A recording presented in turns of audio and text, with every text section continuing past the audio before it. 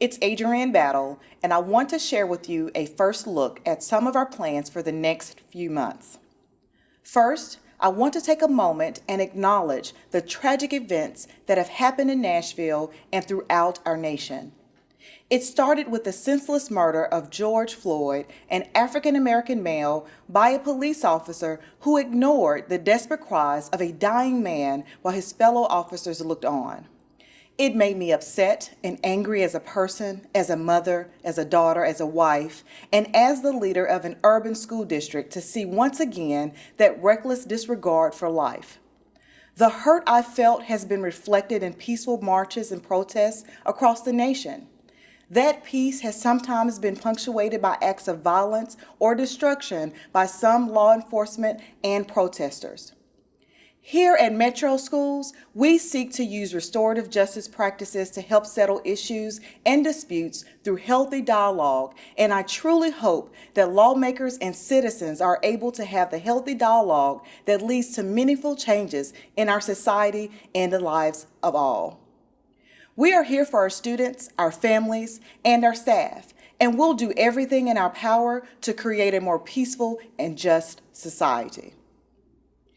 As I hope you know by now, we launched our virtual summer experience on Monday. And we are happy to see so many students engaging in enriching online materials that will help curtail the summer slide and prepare them for the upcoming school year. Once we move into phase 3 of the roadmap for reopening, district employees will begin coming back to our offices to work so that we can start to return to a sense of normalcy within Metro Schools and the city as a whole. Here at Metro Schools, we've been very busy planning for the new school year, which starts in about 9 weeks on August 4th. You're probably wondering, will schools reopen in the same way they always have? And no, you're not the first to ask. That question has been on everyone's minds, which is to be expected. Soon, we'll have more details to share about the Nashville plan for how we will approach school opening this fall. Mayor Cooper and I convened school leaders of all types to have a united approach. Dr. Alex Jahunger, who is also an MNPS graduate, and I chaired a task force that includes private, Catholic, and charter schools to determine how we can open safely schools across the city in a way that is clear and understandable for parents and students, regardless of which school in Davidson County they attend.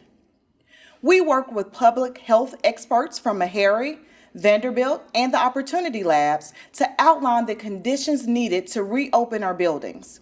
We're making sure that we have the data, the metrics, everything we need to make a decision that's safe for everyone. We are unified in our approach, and you can expect to hear more details about this publicly next week. Internally, we are well underway for making the adjustments we need for the start of the school year on August 4th. And we've got a reopening task force, which I chair, made up of 3 working groups: operations and safety, academic planning, and student, faculty, and staff support. Metro Schools already has one of the earliest start dates in the country. We know that the earlier we start school, the more time we will have with students before potential additional waves hit. Other schools in Nashville and across the country are now exploring how they can start as early as we do. And of course, we're planning for various scenarios and contingencies based on the conditions we have to work with at the end of the summer. We don't know what kind of cards will be dealt just yet, but we plan on being able to play a winning hand no matter what. Our goal is to be ready on a moment's notice to quickly pivot between education in our schools and education provided remotely. I have been working with Mayor Cooper on acquiring devices and increasing internet connectivity. We need equitable access for all of our students. It is past time that our city and district provide a device for every student.